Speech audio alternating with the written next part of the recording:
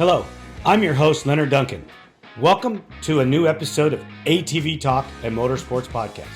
Please join us every Tuesday at 5 p.m. Pacific Standard Time.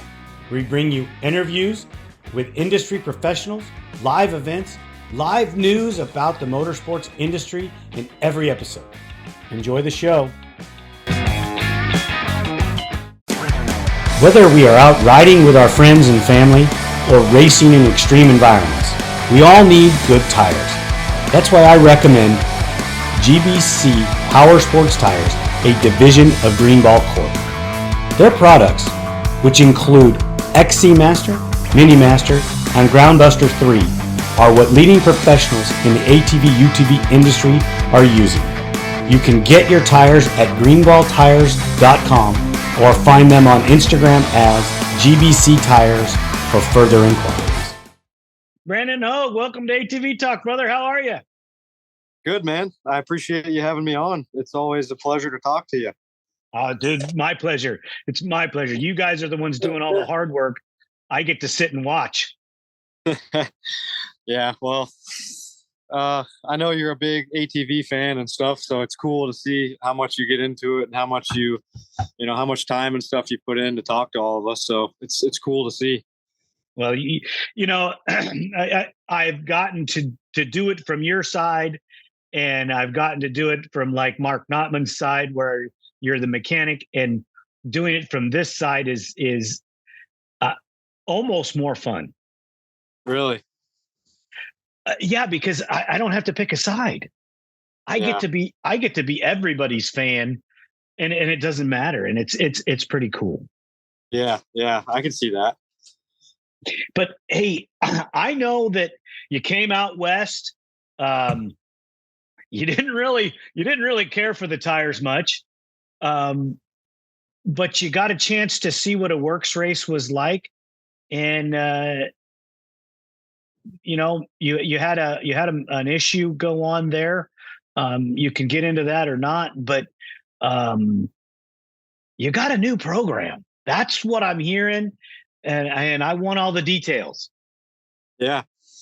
So real quick, I'll touch on the works race. I'm a big fan. I really like the way that stuff is laid out. I kind of like the longer racing too. And I don't know, I'm sure it's different track to track and stuff, but I did really like that track in Nevada. I forget that town or whatever it is, but anyway, yeah, I really did like. There's Prim. Yeah. I liked it a lot. I did have an engine failure, but it was just from an engine plug coming out of the motor, so I lost the oil, but I didn't know it when I was riding at the time. Unfortunately, it happened right away. But yeah, I really do like that stuff. Like, I want to try to do another one for sure.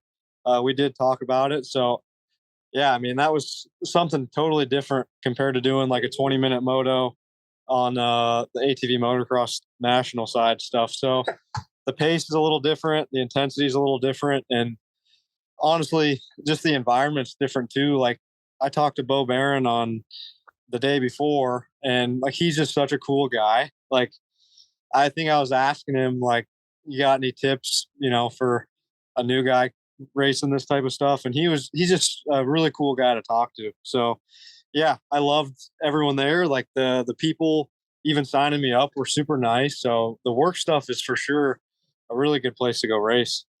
And then, yeah, like what you just touched on, I do have a new program. I have a new boss and a whole new team, new machine, all that stuff, which is really awesome. I'm super excited for it.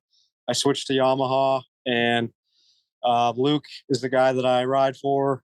We have, like, I think our name for this team is going to be Westland Motorsports, but it's just his company. Hetrick Racing is involved building the chassis and stuff. TDR Motorsports engine package and PEP shocks. Wayne is helping me a lot. Walsh. I mean, it's a super cool program. So I'm really excited to see how 2023 goes. Starting off on this thing. So how much time have you got on the new machine? Right now, I'd roughly estimate about 10 hours. I've rode I rode quite a bit in PA, and then we just did the Nevada thing, and then I've had about maybe 4 to 5 really good days here in Florida on it. So starting to collect the hours. I know you rode a Yamaha, a little over a year ago? Yeah, I rode a Yamaha in 2021, like half of the year, which so it's not like it's totally unfamiliar for me, but this stuff is a little different with the rear end is a little different component wise. But yeah, I mean, I've rode them before. I just never had the chance to practice on one also. So I used to race it and then I'd practice on a Honda, but now I can finally fully commit to the Yamaha. That's awesome. So most of the guys that have switched from Hondas to Yamahas, I mean, Joel being one of the big name guys, he adapted pretty fast. Yeah. What are you thinking? Is it that easy of a transition? Yeah, actually, if you would have asked me this a week ago, I would have said no. But now that I just had 2 really good days of riding, it is actually a lot easier than I would have thought. Like it's kind of funny how I change on that, but like a couple weeks ago, I was like, man, it is a pretty big change. But honestly, I can ride it like I can ride my Honda. It's just there's also benefits now to this bike. Like full transparency, I absolutely love the Yamaha now. Like I've been a diehard Honda guy, but the now that I can ride it that way, like you realize you can ride them just like a Honda anyway. And then on top of that, there's also ways you can ride this bike that you can't really ride the Honda, if that makes sense. So I called Luke yesterday and I was like a kid at Christmas, like I'm really in love with the Yamaha now. I never thought I would actually say that, but I will never go back to Honda. Wow. That's a bold statement right there, buddy. I know it. And in the past, I've actually said on video that I would never go to Yamaha. So I guess I'm a hypocrite, but I mean, these bikes are really nice for sure. When you talked to Luke, what was the biggest thing that you're so happy about? The rear ends. So like, I actually really thought it was overhyped, but we're running a really good linkage setup and the wall stuff, and the front end it's LTR. So I know the way that it already turns. Yeah, there's like a different balance to the bike, but the traction that you get out of this thing, like you can put the rear end wherever you want it and you can get on the gas. And most of the time you have like already forward traction. If you leave tires the same, you leave everything the same, like at least in the ruts. I'm riding a sand track, so it is kind of biased, but I literally will tell you this thing works, I think, night and day better than my Honda. Nice. So when you go out and ride, do you have somebody there taking lap times, or are you just out seat of the pants, riding it, getting familiar? Yeah, I have like right now it's more of just riding the bike, but when it gets closer to the season, I have everything pretty much GPS. So like I keep track of all the stuff myself, with my watch and my Strava data and stuff. So I don't really have someone on the track telling that for me, but every lap I do, I log and I can tell, if there's areas on the track where I'm better at or I'm worse at. Like I have a pretty sick layout after I get done riding that I can look at. Elaborate a little bit for me. I've seen a little bit of the Strava stuff for mountain bikes, but does it keep track of your physical track? Yeah, so the way I have it set up, I can make segments on the track and then I can sync it. So I could do like, say if I wanted a segment of being half of the track, every time I do that part of the track, it'll lap that segment. And then when you go into a desktop Strava, you can actually click play. You can watch yourself. You can see your heart rate data on that part of the track. It'll time it for you. Like you have to make the segments and stuff. So most tracks actually already do kind of have a segment made unless they've changed it. But I make the segments myself, and then I can go in on a desktop and, like I said, literally you can visually watch the GPS of where you are and all that stuff. It's a lot like a Lit Pro device, except I just do it with my Strava data. And being in Florida, the weather conditions are good for you? Yeah, it's been really nice here. It is going to get cold next week, but I think the whole US is going to get cold. But yeah, it's good weather here, like 60s, 70s most of the time here in the winter. So what's cold in Florida? I think we got 38 coming in a few days. Yeah. Yeah.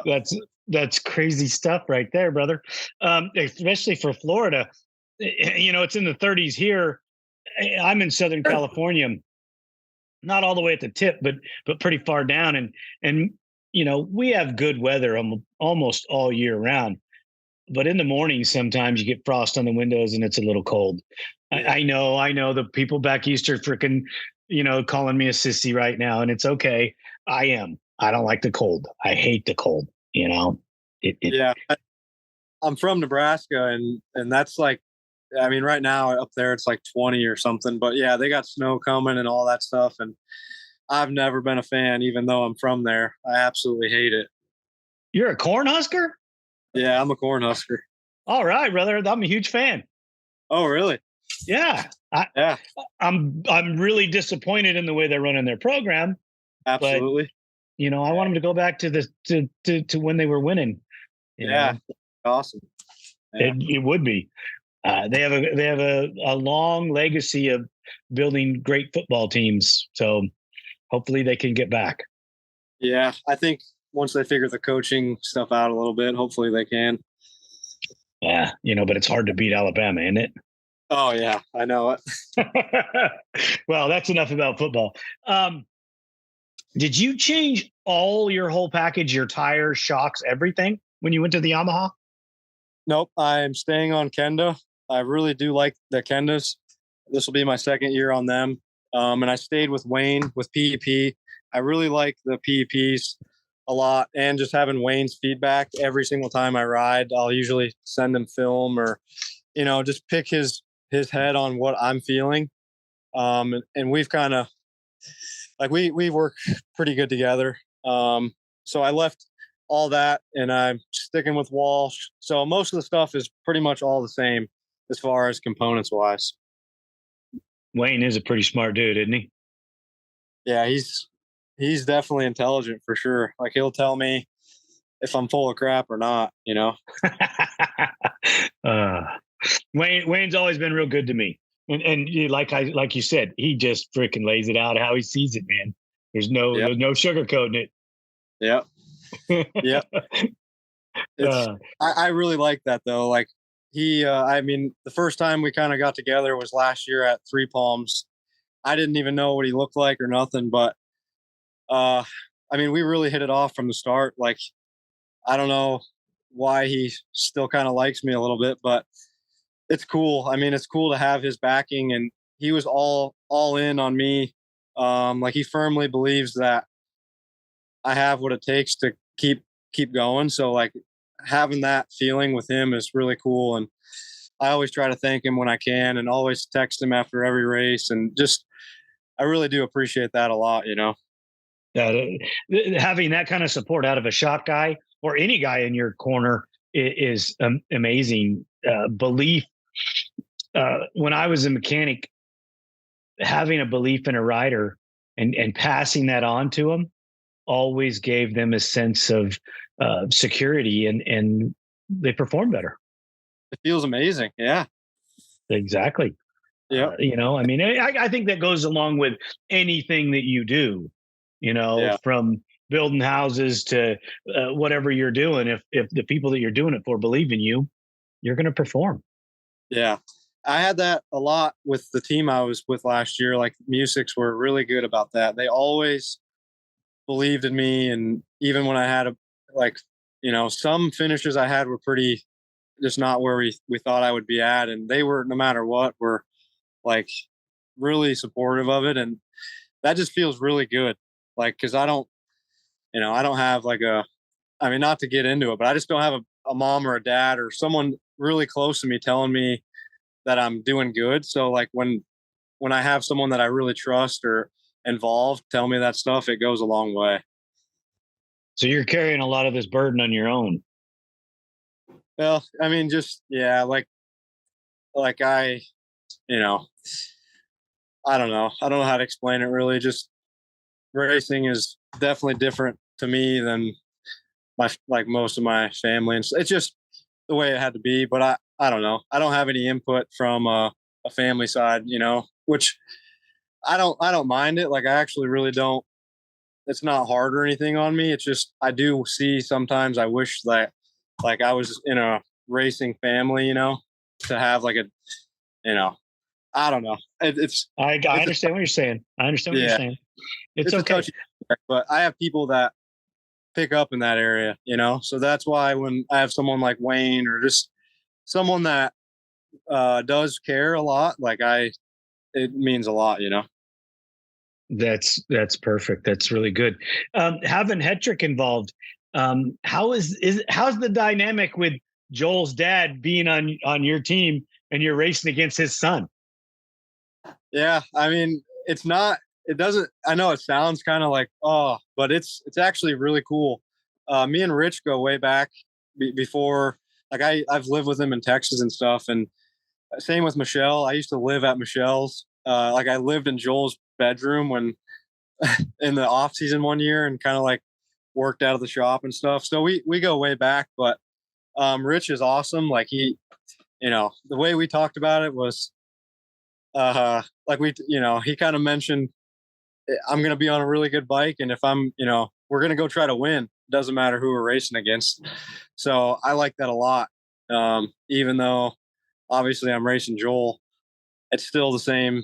Like we're still trying to go succeed. So, and they're not going to, they don't ever hold me back on anything. So it's a good relationship. Yeah. And you and Joel are pretty close too, as well, right? Yeah. Yeah. Me and Joel also go way back, but yeah, we talk almost every day on the phone. He's doing my off the bike training together with me. So we train together and yeah, we have pretty much daily contact. That's good in a sense. Let me ask you this: you know Joel pretty well. If you go out this year and you start beating him, is that relationship going to stay the same? Yeah, it's funny you mentioned that. I mean, we're not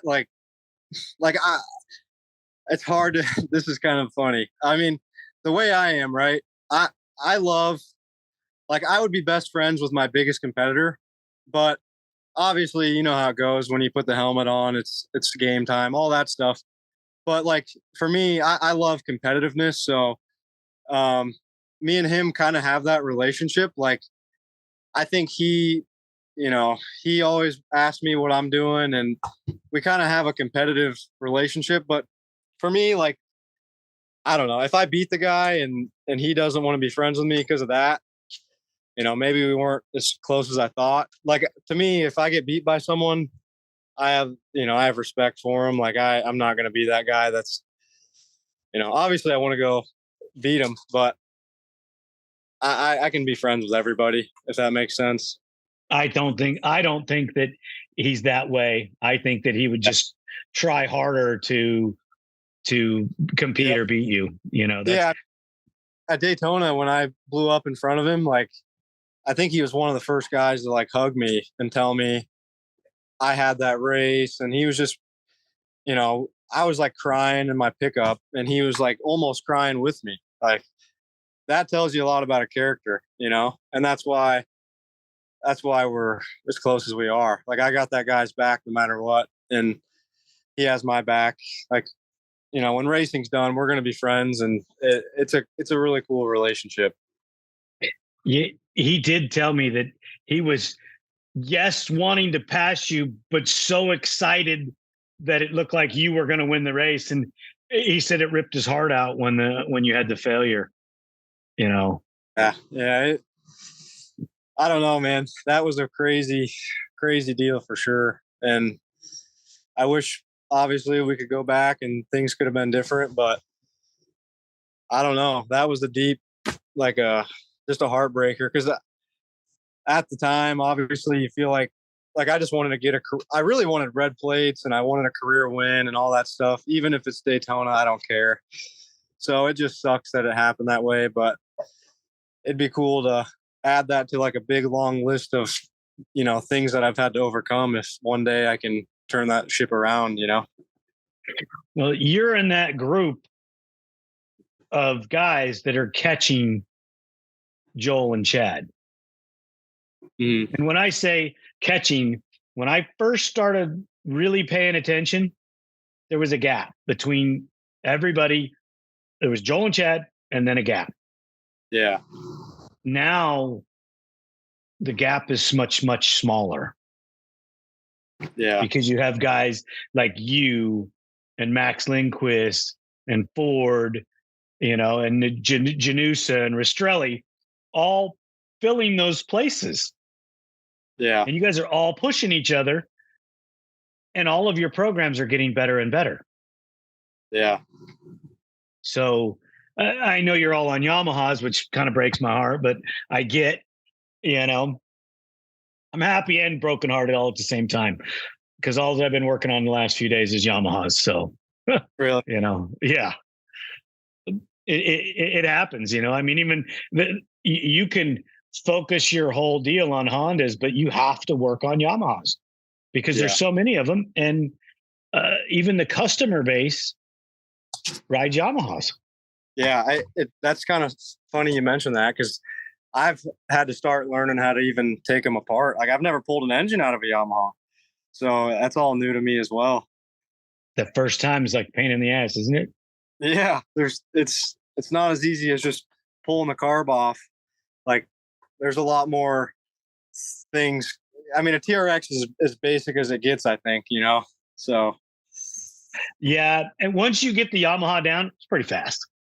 Yeah, that's what I've heard. Yeah, you figure out the little nuances, and bang, bang, bang, and it hits the ground just as fast as the Honda does. And some of the guys, I think, have pulling the Yamaha down even faster than the Honda. Yeah. I listen to those stories. Those are, some of the guys that practice it and work on more Yamahas than I do. And I'm thinking, I don't know if I can do it that fast. That's pretty quick. Yeah, they're pretty good. Yeah. I like talking to the different guys like Mark Notman, and he has some pretty good stories, and they Michael Bird, these guys, Casey, all of them have different information that, because I'm so focused on what I do, I never think about what anybody else does.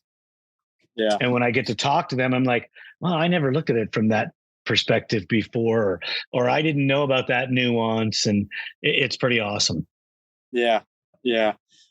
That is awesome. I like Michael Burr is a kind of a good example. I really would like to talk to that guy about just his prep and all that stuff. 'Cause he's, I know he did Chad stuff, and I can tell, if Chad trusts him, I'm sure he's very, very good with what he does. Good. If Mark Baldwin trusts him, he's got to be pretty good too, right? Yeah, for sure. I mean, yeah, these guys, I'm a little bummed that I'm on the West Coast and never got, I had to go back there and do it on the East, and I was part of that, but it was before. Yeah. We were still riding two strokes. And I almost feel that I missed a portion of it. Now I'm a little older and don't think I really want to go toe to toe with those guys, because at 56, I don't know if I'm spry enough to do battle with them. Yeah, right. You young guys are moving pretty fast nowadays. So when you go train on the bike, do you just do motos, or are you looking for a specific rough portion of the course to work on to increase your speed? So I'll put it this way. So like starting off, I have an overhanging plan from day one all the way to like mid-season. And so in an off season, I always would start off with pretty much no motos at all. I'd progress my laps. So say very first day of an off season of riding, maybe it's 2 laps at the most. And then it'll progress. The fitter you get, the faster you go, all this stuff progresses to motos. But for me, like I'll have days planned. So if it's a long day, for example, then yeah, we're gonna do motos. If it's a day where I feel like we need to work on speed and the track's good and the bike's good, your tires are good, all the stuff that really matters for going extremely fast. If all of that is good, like that's obviously going to be a day where I try to learn, the next edge, I guess you could say. But yeah, I have an overhanging plan. I mean, I take stuff into like training data because I use lactate and I use different stuff that I feel like one day will kind of be an edge, just because I feel like motocross is kind of behind on that stuff. But for example, if you go off early in the season and you're doing motos, say in December, well, you probably have no base fitness already to begin with. So the training that you do, you don't really absorb. Like I want to absorb what I do. So if I try to go do a 30-minute moto right now with the fitness level I have, I could do it. It'll be a sufferfest, but I actually need to absorb what I'm doing so then I can do it tomorrow and then the next day and then next week and then I can get better, if that makes sense.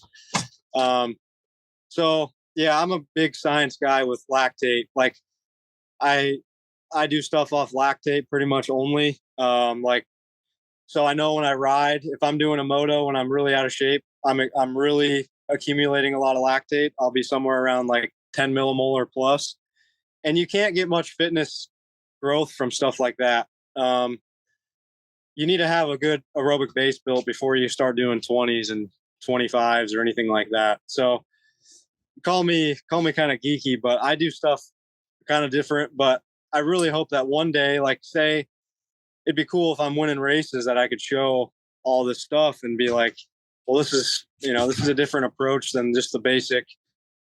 Today we're going to go do motos, like it's good to have a plan before you just go ride, Where did you pick up this knowledge? I just have a huge, like outside of racing, huge passion for endurance training. So I have a ResearchGate account. And I just, most of my time, if I'm not riding or working or something, I'm looking at ResearchGate and talking to like professors like Steven Seiler and this guy, Alan, just a bunch of people about endurance training, strength training, adaptation, all this stuff with exercise. And then I also train a lot of people that are involved in endurance sports. But yeah, I just have a huge passion for it.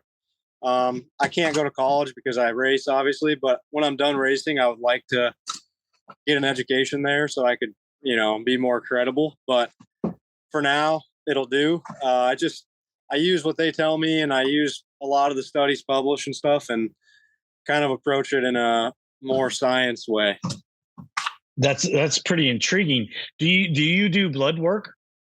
Yeah, I do regular to make sure I have optimal hormones. That's funny you mentioned blood work because I also have a big passion for endocrinology. So I can look at someone's blood work, and I'm not an endocrinologist, so I'm not going to ever recommend things, but I can look at someone's blood work and know a lot about, if they should have something supplementing there. I do know a lot about blood work, but yeah, I do blood work like 4 times a year. So not a ton, but I just make sure testosterone's good. I check hematocrit because I cut weight too. So when you cut weight, your hematocrit can drop, and we don't want that. Like we want as much red blood cells as possible. So yeah, dude, it's a big science that I get into, but it'd be cool to win and have it all work out.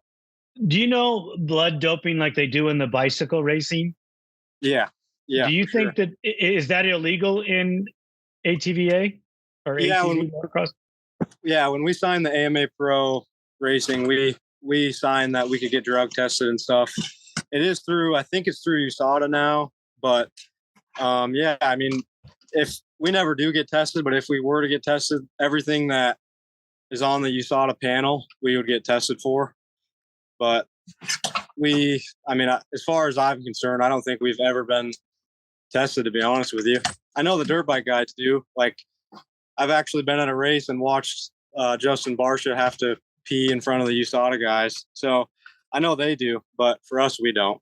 Well, blood doping, isn't it just taking blood that's oxygenated and putting it into your system? Yeah, that's correct. And how would they catch that? So because of, if you take a hematocrit reading, what they do now with USADA, it's called the athlete biological passport, I believe. So what they'll do is they'll take your normal, or they call it your baseline hematocrit readings. And if they pulled your, like, say they drug tested you after an event and you had a red flag on a hematocrit level, that'll come up from blood doping. Because if you say you have a area of like 50, for example, and you get tested and it comes up like 58, they're going to look into that and be like, wait, why is this 58? And you'll probably get popped for that. That's how, it's really hard to test for it, but that's how the testing is now. They do baseline tests, and then they'll obviously see if there's a red flag somewhere. You also mentioned you cut weight. What's the purpose of cutting weight? Yeah, I don't cut much weight, but there is definitely some data that suggests being a little bit on the leaner side for this sport would be good. One, you can tolerate heat really well. Two, it's not a power to weight sport, but I will say, if you walk up a flight of stairs and then you walk up a flight of stairs 10 pounds less, it's like a bodybuilder, for example. Like, if you are a bigger guy, I'll tell you right now, there's a lot more oxygen you're going to need to use. So in a pro race for 25 minutes, it's not going to be ideal. Yeah, you might be stronger, but this is more of an endurance sport. Believe it or not. I mean, a lot of people don't believe that, but our heart rates are maxed the entire time, at least for what we do. So cutting weight, it can help with that. Like, when I'm 158 pounds compared to 148 pounds, I feel a difference when I'm riding. So, yeah, I mean, you can't get too lean. There's obviously a fine line there. But when my bench gets lower, my squat gets lower, deadlift gets lower, I actually can ride better at the final laps of a 20-minute moto. So, there's arguments to be made on both sides there. So when you're lifting less weight, so you have less bulk, you're faster at the end of the moto, where I can talk to some specific guys that want to be stronger because they feel they're faster at the end than the ladder. They don't want to do a lot of weights, don't get me wrong, but they still want to feel strong. Correct.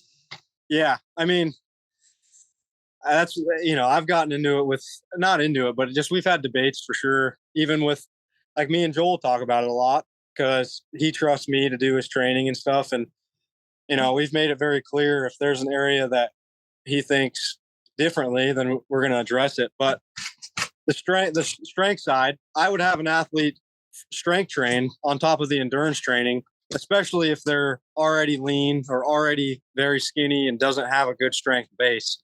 But if you have a strength base already built in, like, say you can squat 1.5 times body weight, if you have a relatively decent strength level, I usually would never say your strength is the problem. It's always going to come down to more endurance, at least for pro level. Now, this is totally different for a 5-lap race and stuff like that.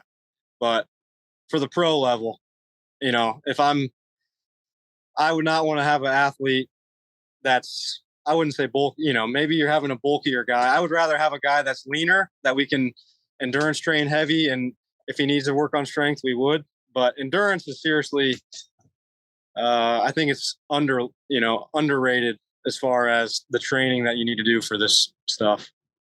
Let me ask you this question. So you lose some weight or cut weight, and does it affect your prolonged energy? No. So when I would say, okay, I've done both. I've actually done yes to where I got very, very lean, and it didn't really affect me on the quad negatively, but it'll affect everything else. Like you don't even want to walk around the house or anything like that. Your RMR drops, all these things drop, and that's not optimal. But I'm talking somewhere around 8 to 12% body fat area. Anything under 8%, you're kind of the fine line. But if you do it the right way, you don't cut weight too fast, all that stuff.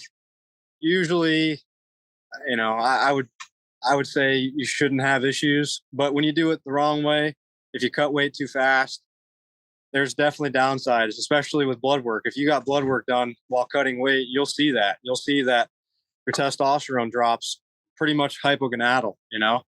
That's actually why I got blood work done the first time, or a few years ago. I mean, I was fully hypogonadal at 20 years old. Like, that's insane. But then when you kind of look into the data on really elite athletes that aren't doping, that aren't taking TRT, anything like that, they're all hypogonadal. So that is just a consequence of like high level or high volume training. But then I kind of found out, being about 3 pounds heavier, my test can come up 200 points. I feel a little bit better. So like I said, there's a fine line for sure. So I was training in 2017 when I was a little bit younger for a Spartan race. Okay. And I got to a point, I changed my diet. I was cycling, I was circuit training, and I was running. And what happened, I had never been to this level of condition before, but when I work out, even now, there's always a moment of physical strain to get an air. Yeah. Like in the beginning, and I got to a point where I didn't have that. Yeah. I mean, I wasn't tired. Yeah. Is that what you're trying to achieve all the time? Yep. So like when I get really fit, this sport is a little different because it's not like that. It's not like a running race or something where we can just tell how fit you are. So this sport obviously is skill based, but yes, what you're saying, I would love, I try to get to a point to where when I'm riding, you're never, there's heart rate zones and stuff, but you're never like exceeding threshold when I ride. Like that would be the ideal scenario. Threshold meaning I could still focus on everything I'm doing. Like when you're really close to heart rate max, you can't focus that much. Your mental capacity is zapped. Like, you can still race. Like it's not like you're going to pull over, but if there's a guy behind you that's well below heart rate max, who can really focus on lines, really focus on how I'm going to pass you, all this stuff, that is the goal with me. Like I'm trying to tell it, like, I'd rather you be breathing good, in really good shape. So when the time comes, say the 2-lap board comes out in the pro moto and I'm battling Joel Hetrick, like that's where it really is going to matter in a career. And it comes down to endurance. It comes down to like what you just said. I'm not going to be gasping for air, heart rate max, all this stuff, to where hopefully the other guy is. He might make a mistake, something like that. And then, I capitalize and you know what I mean? I do. I totally get it. I mean, I was riding mountain bikes with Doug Eichner, the Energizer Bunny. I mean, this is the guy that when he would race, at the end of the race, his lap times were faster than the beginning. And he didn't have the high level of training. It was just something in his makeup that he didn't get tired. Yeah. Well, we would go riding mountain bikes. When we first started riding together, it was all I could do to ride with him or stay in front of him. Yeah. When I was at that level, it wasn't a contest. Yeah. I never got tired. I just freaking motored the whole time. Amazing. Yeah. Oh, dude, but the work it took to get there, Oh yeah. it was 5 days a week, maybe 6 days a week, and 2 or 3 hours a day. I mean, it Yep. was monitoring food, everything. Yeah. See, that's actually the right way to do it. Like, volume is, like, when it comes to training, I call it volume is king, but volume is a lot to do with it, and consistency. Like, I track hours per week. Like you just said, sometimes I'm having these guys train 3 hours of aerobic work in a day, and they're like, dude, we only raced for 20 minutes, but that's not the point. We're trying to get adaptation for racing. So there's a ton of hard work that has to go into it to get to that level. Yeah, when I got done with that, I went with my trainer, and one of the guys that he trains, they were both younger than me. They were both better physical specimens. Yeah. And I had to wait for them. Exactly. Isn't that crazy? Yeah, wow. They both cramped up. They had issues, and I didn't. And I'm not the physical specimen of my trainer. That guy is always just freaking awesome. But that day, and the preparation that I made, with his help, obviously, was phenomenal. I mean, no, I have never been in that kind of shape in my life, and I loved it. Yeah, I just crashed on the mountain bike and broke some ribs, and once I did that, it broke the cycle, and I could never get back. Yeah. That's tough to get back to, especially if something like that happens. Well, then I met my wife, and instead of training, I would go spend time with her. So, right? When you're not doing it for a living, you have other things that are going on. I had another a direction I wanted to take the conversation, as far as you said something about it's a skill sport. So let's break it down into another conversation that has nothing to do with your physical fitness, but you're going to bring it there. I know you are. Horsepower. Yeah. So are we splitting hairs versus 61 horsepower versus 62 or 63 because our physical fitness is allowing us to have less horsepower and ride at a higher level? How does that come out or play out at the end of the moto? Yeah, I mean, I'll try to. So for the fitness side, what I really love to say is, if your bike dyno is 65, you better have a VO2 max. Sorry, hang on one sec. My dog. It's okay. Stop, Hunter. If you have a bike dyno and over 65, you better have a VO2 max over 65. Like that's a good way I love to look at it. But I mean, my first year of pro, our bikes were also slower, and that's something I always think about too, is like, I think, horsepower right now in the pro class is the highest it's ever been. Like, I know Chad's bike rips, Joel's bike rips, and my bike rips. Everyone's bike rips. So it is at the level to where it's like, I don't think anyone could get more and then hang on to it. It's funny that I use the VO2 max thing, but if I had more horsepower, like, I would have to be more fit to hang on to it, So, I feel like some people have for sure too much horsepower, and then they're trying to ride this bike that's pulling them everywhere. You're on the back of the bike constantly. You're going to get tight. You're going to get tired, all this stuff, to where, I'm sure you may have, like, if you ride a stock quad, you feel like you're just ripping the thing because it's obviously much slower. So there's a fine line, I think, where you need horsepower to pull a whole shot and not be getting pulled on straightaways. But yeah, if you have a too fast of a bike and I see you're out of shape, like, I'm going to line up next to you, and like, just mentally, I'm already got you beat, like, that's just the way I look at it personally. Which I agree with. Rideable, usable horsepower is everything. Yep, for sure. And your physical fitness ability also determines that as well. Yeah. Oh yeah. Yeah. That's why, the rider for sure matters. Like I don't know. I'm wanting a lot of power where I'm at in my career, but I want it to be to where I'm like, all right, guys, this thing is way too fast. We got to tune it down or something like that, which we're actually almost there. So, you know, I think I don't think that there's much more to get, especially in the pro class, unless you're an animal, And Joel is kind of like that. Like I think Joel's TRX, one of the years you could just tell watching footage, it was not a fast quad at all. I actually know that for a fact. And he still won it was the year he won the championship, I think.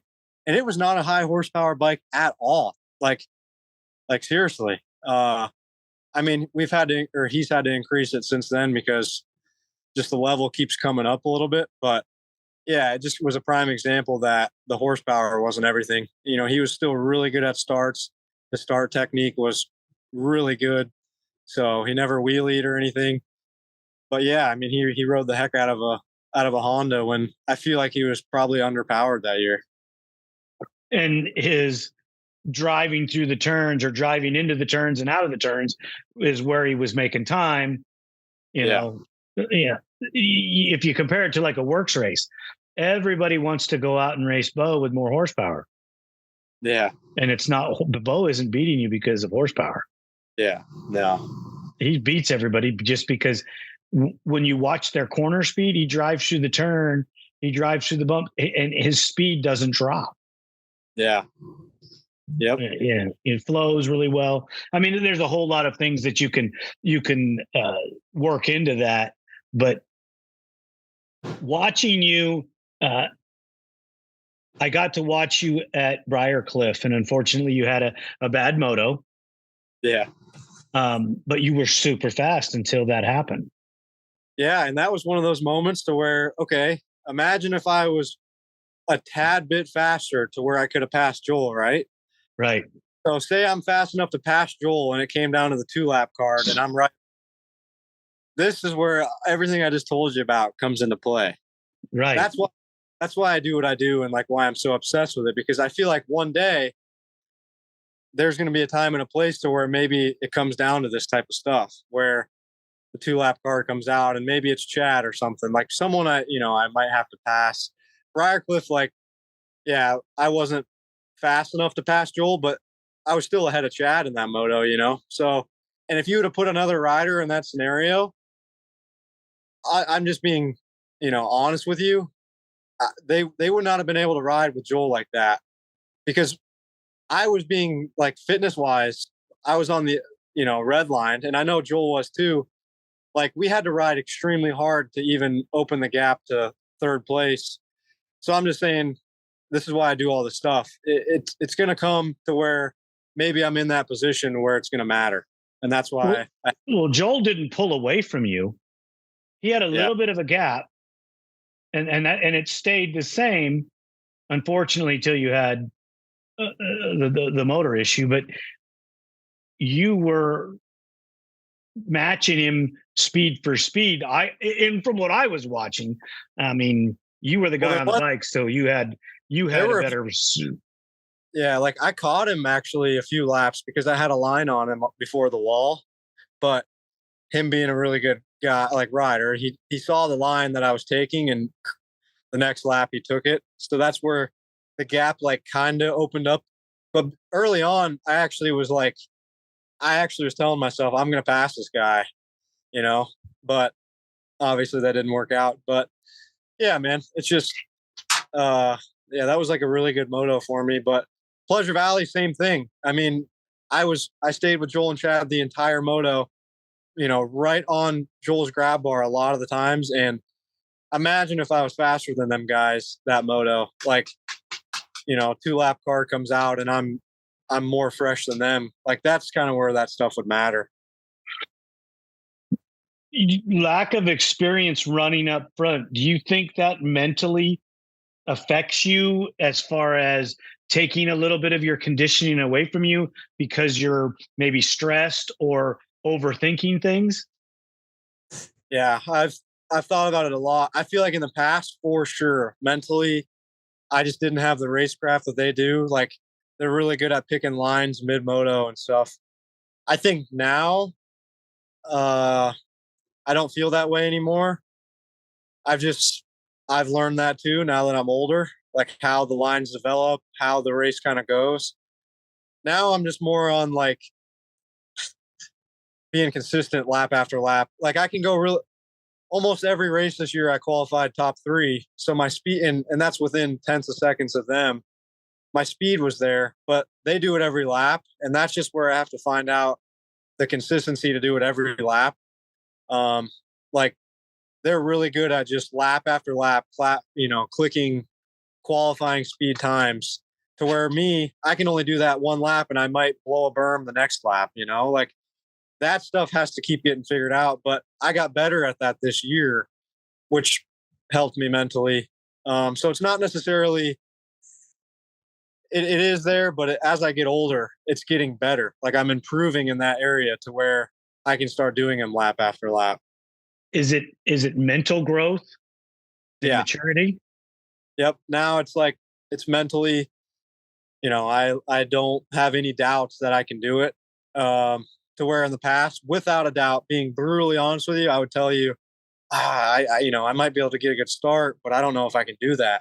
To where now I'm like, all right, I'm going to go for a top 3 start and I'm going to stay there, So it's a mental thing that's a little bit different as you just get older and race Joel and Chad more and more. And I always say Joel and Chad just because, like, the other guys, like, I never, even though I get beat by them still, like, I just never look at them like that. I always try to see who's beating me consistently and stuff. But like Chad, I mean, I had a really good battle with him at Ironman, and it was kind of like, wow, like, I belong here. I belong to be battling Chad now, not Chad just passed me and beat me by 20 seconds. You know what I mean? Right. How old are you? I'm 22. Dude, you're a baby. I feel like I'm getting, I wish I was 16 again. I'll tell you that. But Chad's first win, I think, moto win, was 22 years old, which is cool to think about. So I always try to think that I got time, but at the same time, I'm trying to get there now, How many years have you been pro? This year will be my 4th year, I think. Yeah, 4th year. So you started young. Yeah. Like Max. I went from pro-am to pro. So I went pretty early for sure. Do you think that the education that you've gained was worth the early entry into the pro class? Or do you think you could have used another year of pro-am to maybe develop some more skills or maturity? Nope. I love I would, if I could go back, I would have went pro again for sure, without a doubt. I learned way more getting 8th place than I did winning pro-am. Like, I had a ton of people actually that I trust and everything telling me like it's not a good idea, but I didn't care. And I would never go back and change that, because I learned a lot my first year of pro, and it's just way funner being a pro. Like, it's just, I mean, that's just being honest. It's like, it's cool, but yeah, I learned a lot more getting smoked by a lot of the guys, like I rode behind all of them a ton. So it was good to get in there early. I feel like that way, when you come 21, 22 years old, you have a little bit, or at least another year, of time under your belt. I didn't realize you were so young, but that's pretty awesome. You have a lot of years. If you think, Chad Wienen's 38 years old. Yeah. Okay. How many more years do you have? If he's 38 and you can go till you're in your 40s, John Natale at the Huevos race. Yeah. 46. He's 46. Yeah, I know. Yeah. Yeah, I hope it will kill me the day that Chad announces retirement, man. I really respect that guy a ton, and I love lining up next to him, and I love the aspect he brings to racing because he's such a professional. He's very good for the sport. Like I just don't want that guy to quit, even though I know he's getting old and I know family and I know how it goes. But man, I hope there's still years left. Exactly. That's what you think about. But when he goes, it's going to be like the rest of the guys that have gone.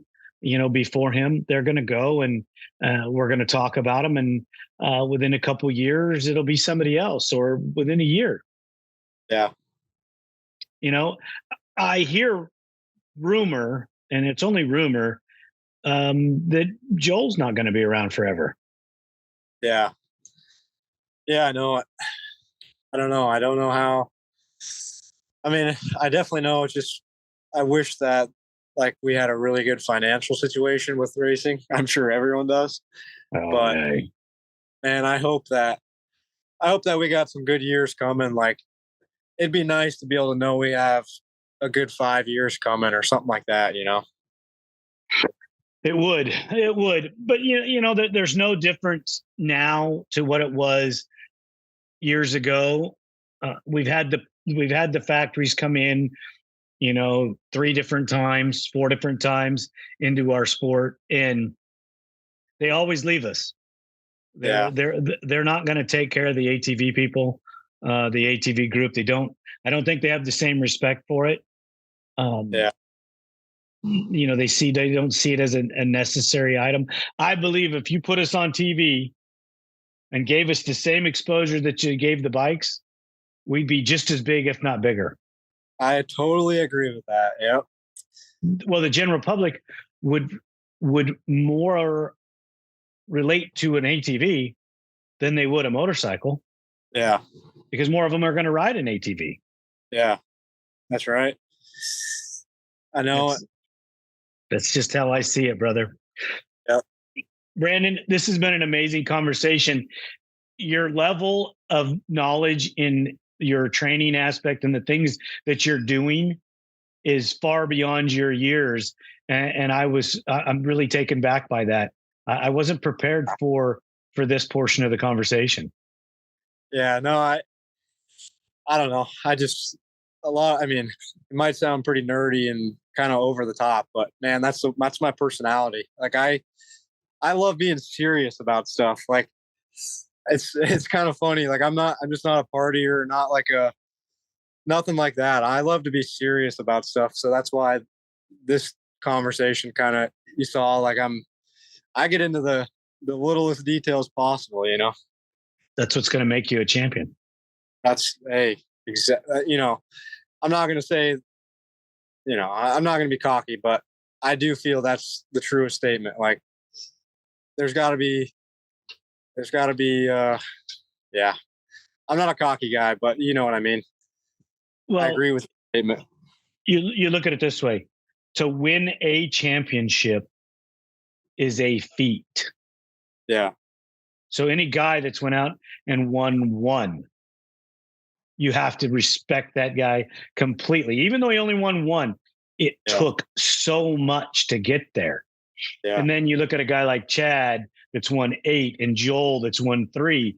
And there's other guys that have won 2 or 3, and Gary Denton won 8. And we're just talking about motocross, because then you can go over to the woods and you could talk about all those guys that have won multiple championships. You're headed down the road to win. You just have to stay focused, and when you take your lumps and use them as education and move on. Yeah. Yeah. When I started this stuff, I was the kid that was like, I do not ever want to be average with this. Like I want to have my names in the magazines. I want to be the guy that's like the Chad Wienen. I want to be the guy that's in the magazine as a champion. And that's always been me since I was 4 years old. Like, so getting third place it's just not where I feel like I'm going to end.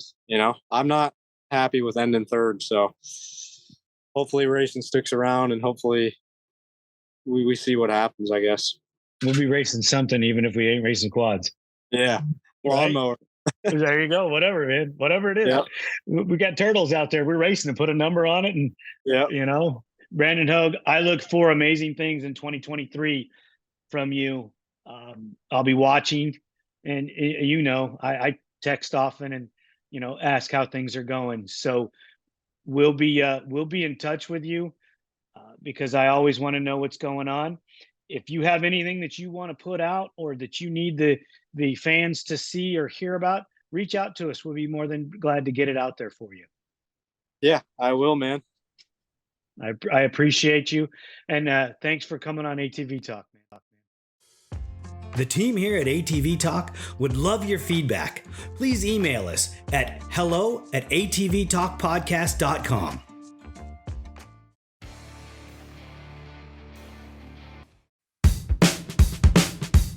If you're in need of a consultation for your current racing program, a custom ATV, or an industry guest speaker, I have the company for you. Duncan Technologies International Inc. offers host, MC, and guest speaking services at events, builds custom ATVs for recreational riding or racing around the world, and they offer consulting services for professional teams or individual racers. Send inquiries to duncantechinternational@gmail.com or call 619-716-1532 for more information. Thank you for listening. We hope you enjoyed this episode. If you did, don't forget to share us with your family and friends. The podcast is available on all streaming platforms, and you can find us on social media as ATV Talk Podcast. We're on Instagram, Facebook, TikTok, YouTube, Rumble, and Twitter